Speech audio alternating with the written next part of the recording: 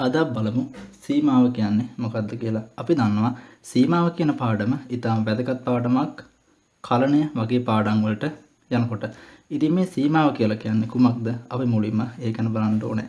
මේ සීමාව කියන එක අපිට x ඇසුරෙන් අර්ථ දක්වන්න පුළුවන්. x ඇසුරෙන් සීමාව අර්ථ දක්වනවා නම් x කිසියම් අගයක් කරා එළඹෙන විට fx ට ලැබෙන අගය අපි කියනවා සීමාව කියලා. මේ ඇසුරෙන් x ඇසුරෙන් අපි ඒ ආකාරයට අර්ථ දැක්ුවේ. ආයෙත් අපි කියනවා නම් x කිසියම් අගයක් කරා එළඹෙන විට fx ට ලැබෙන අගය සීමාවයි. එතකොට මේ සීමාව කියන පාඩමේදී සාධනයෙන් තොරව භාවිතා කළ හැකි ප්‍රමේයයන් අපිට සාකච්ඡා කරන්න පුළුවන්.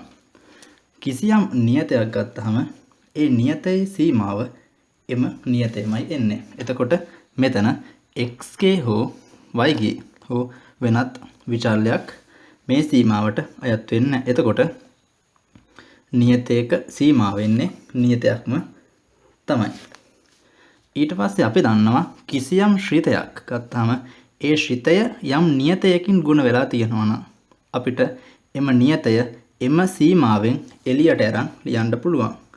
මේකේ k කියලා කියන්නේ නියතය. එතකොට නියතයක් සහ ශ්‍රිතයක ගුණිතයක් පවතින විට එම නියතය එම ශ්‍රිතයෙන් ඉවතරගෙන සීමාව හොයන්න පුළුවන්. ඒ වගේම තමයි ශ්‍රිතයන් දෙකක එකතුවක් හෝ අන්තරයක් සීමාව හොයන්න කියලා තියෙනකොට එම ශ්‍රිතයන් දෙකට වෙන වෙනම අපිට සීමාව යොදන්න පුළුවන්. ඒ වගේම තමයි අපිට තියෙනවා මොකද්ද? ශ්‍රිතයන් දෙක ගුණිතයක්. ශ්‍රිතයන් දෙක ගුණිතයක් තියෙනකොට මේ වගේ fx gx. එතකොට fx සහ gx කියලා කියන්නේ ශ්‍රිතයන් දෙකක්. එතකොට ඒ ශ්‍රිතයන් දෙකේ සීමාව හොයනකොට අපිට මෙන්න මේ fx කියන ශ්‍රිතයට වෙනම සීමාවත් gx කියන ශ්‍රිතයට වෙනම සීමාවක් දාලා අපිට මේකේ සීමාව හොයන්න පුළුවන්. එතකොට ගුණිතයක සීමාවේ ආකාරයට හොයනා වගේම තමයි අපිට පුළුවන් බෙදීමක සීමාවත් ඒ ආකාරයටම හොයන්න. ඒ කියන්නේ අපිට තියෙනවා limit x යනකොට ඒට fx බෙදීම gx. එතකොට fx කියන එකට වෙනම සීමාව දානවා. ඒ වගේම තමයි gx කියන එකට වෙනම සීමාව දානවා. ඒ වගේම තමයි කිසියම් ශ්‍රිතයක බලයක් තියෙනවා. ඒ ශ්‍රිතයක බලයක් තියෙනකොට ඒකේ සීමාව හොයන්න කියලා තියෙනකොට උදාහරණයක් විදිහට fx ගේ n වෙනි බලය. එතකොට අපිට මේ බලය කියන එක සීමාවෙන් එළියට ගන්න පුළුවන්. ඒ කියන්නේ limit x යනකොට ඒට fx කියන එක්කනාගේ බලයක් විදිහට මෙන්න මේක එළියට ගන්න පුළුවන්. එතකොට මෙන්න මේ ප්‍රමේයයන් සාධනයෙන් තොරව සීමාවක් වෙනකොට අපිට භාවිත කරන්න පුළුවන්. එතකොට මෙන්න මේ සීමාව පිළිබඳ ගැටලු විසඳීමේදී අපිට භාවිතා වෙන වැදගත් කාරණාවක් තියෙනවා. ඒ තමයි අකීර්ණීය ප්‍රතිඵල සහ අකීර්ණීය නොවන ප්‍රතිඵල. අකීර්ණීය ප්‍රතිඵලයක් කියලා කියන්නේ කුමක්ද? කිසියම් සංඛ්‍යාවක් ගත්තොත් අපි දන්නවා උදාහරණයක් විදිහට 5 ගන්නවා. 5 කියන සංඛ්‍යාව බිඳුවෙන් බෙදපුවාම අපි දන්නවා මේකට අර්ථ දැක්වීමක් නැහැ. එතකොට මෙන්න මේ ආකාරයේ කිසියම් සංඛ්‍යාවක් බිඳුවෙන් බෙදපුවාම ලැබෙන උත්තරයට අපි කියනවා අකීර්ණීය ප්‍රතිඵලයක් කියලා. මෙන්න මේ අකීර්ණීය ප්‍රතිඵලය සීමාව ගැටළු විසඳනකොට අපිට භාවිතාවට ගන්නවා සහ ඊටා සැලකිලිමත් වෙන්න ඕනේ මෙන්න මේ අකීර්ණීය ප්‍රතිඵලය ගැන. ඊට පස්සේ අපි බලමු සීමාව පිළිබඳ ගැටළු විසඳන්න. අපි දන්නවා සීමාව පිළිබඳ ගැටළු විසඳීමට ක්‍රමයක් අපි යෝජනා කරනවා. ඒ ක්‍රමය ඔස්සේ මෙන්න මේ සීමාව පිළිබඳ ගැටළු විසඳන්න පුළුවන්. ඉස්සල්ලාම කරන්නේ මොකද්ද? අපි කිසියම් ගානක් උදාහරණයක් ගමු. අපි දන්නවා limit x දෙකට යද්දි x වර්ගය ඍණ 1 සීමාව හොයන්න කියලා තියෙනවා. එතකොට ඉස්සල්ලාම අපි මේ වගේ ගානක් දැක්කම කරන්නේ මොකද්ද? x ට තියෙන සීමාව තියෙනවනේ. මෙන්න මේ x ට තියෙන සීමාව fx ට ආදේශ කරනවා. මේ ගාන ගත්තාම මෙයාගේ fx වෙන්නේ x වර්ගය ඍණ 1. එතකොට මේ fx ගේ සීමාව තමයි අපි හොයන්නේ. එතකොට මෙන්න මේ x දෙකට යනවා කියන එක x ගේ සීමාව fx ට ආදේශ කරනවා. එහෙම fx ට ආදේශ කරලා අබ්බන්නවා ලැබෙන්නේ අකීර්ණීය ප්‍රතිඵලයක්ද කියලා. ආදේශ කළ බලනවා දෙවරක් 2 4යි 4න් එකක් 3යි. එතකොට මෙතන අපිට අකීර්ණීය ප්‍රතිඵලයක් හම්බෙලා නැහැ. අපිට සාමාන්‍ය උත්තරයක් හම්බෙනවා. එතකොට මෙන්න මේ ලැබෙන උත්තරය තමයි මෙන්න මෙයාගේ විසඳුම් විදිහට ගන්න පුළුවන්. එතකොට අපිට මේක ලියන්න පුළුවන් limit x යනකොට 2ට x වර්ගය ඍණ 1 සමානයි 3 කියලා. අපි ආයෙත් බලමු මේ ගාන කරන්නේ මොකද්ද? අපි දන්නවා ඉස්සෙල්ලම x කි සීමාව fx ට ආදේශ කරලා බලනවා. දෙවරක් 2 4යි 1යි 3යි. ලැබෙන්නේ අකීර්ණීය ප්‍රතිඵලයක්ද කියලා බලනවා. අකීර්ණීය ප්‍රතිඵලයක් කියන්නේ මොකද්ද? කිසියම් සංඛ්‍යාවක් බිඳුවෙන් බෙදිලා එන උත්තරයක්ද කියලා බලනවා. එහෙම උත්තරයක් ආවොත් කරන්නේ වෙනත් සුළු කිරීමක් හෝ ගණිත කර්ම මගින් සීමාව ආදේශ කරනවා. නැත්නම් මේ ආකාරයට අපිට ලැබෙන උත්තරේ විසඳුම් විදිහට ගන්න පුළුවන්. අපි තව උදාහරණයක් බලමු. අපිට තියෙනවා මෙහෙම ගානක්. limit x යනකොට 2ට x වර්ගය ඍණ 4 බෙදීම x ඍණ 2 කියලා. එතකොට අපි දැන් මූලික ප්‍රමේයයන් පහක් කතා කරා සහ ක්‍රමයක් අපි නිර්මාණය කරගෙන තියෙන්නේ මේ ගාන විසඳන්න. එතකොට මෙතන අපි මූලික වශයෙන් කරන්නේ ඉස්සෙල්ලම මෙන්න මෙයාගේ අපි දන්නවා මේ තියෙන්නේ වර්ග දෙක අන්තරයක්. x යනවා 2ට. එතකොට x වර්ගය ඍණ 4 කියන එක අපි ලියා ගන්න පුළුවන් කොහොමද? x ඍණ 2 x ධන 2 කියලා. මේ සාමාන්‍ය අපි සුළු කිරීමේදී වීජ්‍ය ගණිතයේදී භාවිත කරන ක්‍රමය. මොකද්ද? වර්ග දෙක අන්තරයක් තිබ්බා. ඒක අපි ලියාගත්තා සාධකාගාරයට. ඊට පස්සේ සමාන පද x ද x දෙක කැපිලා යනවා. එතකොට මෙතන ඉන්නේ උත්තරේ x2යි x ධන 2යි. අන්න ගාන සාමාන්‍ය ආකාරයට ආවා. දැන් අපි සීමාව ආදේශ කරනවා. සීමාව ආදේශ කරපුවාම 2 ධන 2 උත්තරේ 4යි. ඊට පස්සේ අපි මේ වගේ තවත් ගානක් හදමු. limit x යනකොට 5ට 2යි x වර්ගය ඍණ 50 බෙදීම x ඍණ 5. මෙහෙම උදාහරණයක් අපි සල්කමු.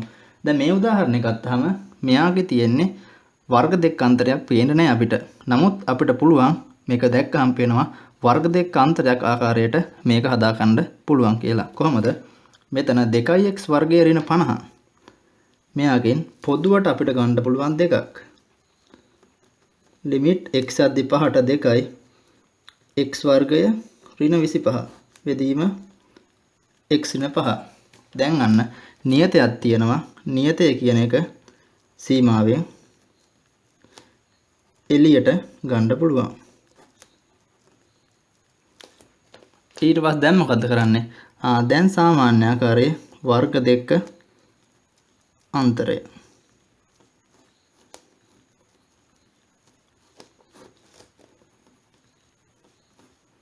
එතකොට මේකේ සමාන පදයක් කැපුවා. දැන් අන්න අපි මේ එනවා limit x යද්දි 5ට x ධන 5යි කියලා. එතකොට අපිට මේකේ උත්තරේ සීමාව ආදේශ කරලා ගන්න පුළුවන් 5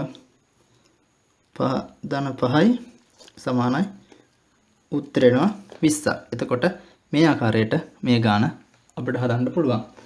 එතකොට අපි තව ගානක් ගත්තොත් limit x යනවා ඍණ 2ට x ඝනය ධන 8 බෙදනවා x ධන 2කින්. දැන් මේ ගාන ගත්තාම මෙතන වර්ග දෙක අන්තරයක් කියන එකක් නැහැ. වර්ග දෙක අන්තරයක් හදාගන්න බෑ අපිට කියන්නේ.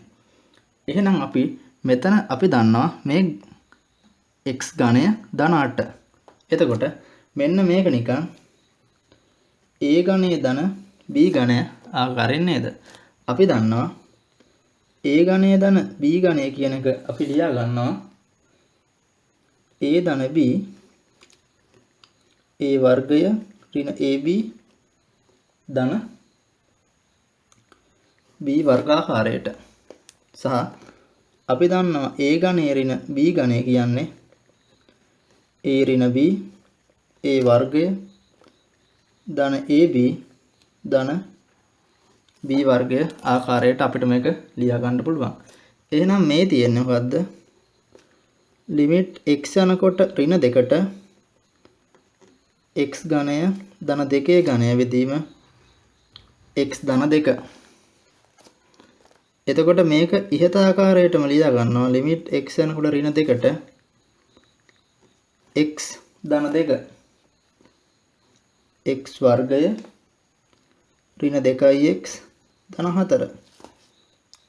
මෙයාගේ වර්ගය පද දෙකේ ගුණිතය ඍණ එනවා අවසාන පදේ වර්ගය. මේක බෙදනවා x ධන 2. මේ දෙන්න සමානයි. ඒ දෙන්නයි කෙනෙකුට කැපිලා යනවා. දැන් අපි ලියා ගන්න පුළුවන් x යනවා ඍණ 2ට x වර්ගය ඍණ 2x ධන 4. දැන් මෙතනින් කරන්නේ මෙතනින් එහාට තව සුළු කිරීමක් අපිට නැහැ. එහෙනම් සීමාව ආදේශ කරනවා ඍණ 2 වර්ගය කියන්නේ 4යි ඍණ 2යි ඍණ 2යි ධන 4යි 4 සමානයි උත්තරේ 12ක් කියලා අපිට ගන්න පුළුවන්. අපි තව උදාහරණයක් බලමු. ලිමිට් x යනවා 5 බෙදීම 4ට cos 2යි x බෙදීම sin x ඍණ cos x ත්‍රිකෝණමිතිය ආශ්‍රිත සරල ගණනක්. එතකොට අපි දන්නවා cos 2යි x කියලා කියන්නේ මොකද්ද? cos 2යි x cos 2යි x කියලා කියන්නේ cos වර්ග x ඍණ sin වර්ග x. එතකොට අපි මේකට මේක දානවා මොකද්ද? cos වර්ග x ඍණ sin වර්ග x බෙදීම sin x ඍණ cos x කියලා. දැන් මේ තියෙන්නේ වර්ග දෙක අන්තරේ නේද? එහෙනම් line x යද්දි 5 බෙදීම 4ට cos x ඍණ sin x cos x ධන sin x බෙදීම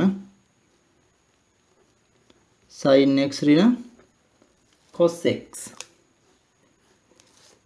එහෙනම් අපිට මේක ලියන්න පුළුවන් ඍණ ලිමිට් x යනවා 5 බෙදීම 4ට sin x ඍණ cos x ධන sin x ඍණ cos x. එහෙනම් ඍණ හරි.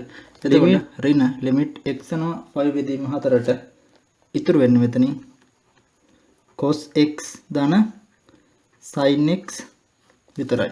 එතකොට මෙතනින් එහාට ආයෙ සුළු කිරීමක් නැහැ. එතකොට මෙයාට සීමාව ආදේශ කරනවා.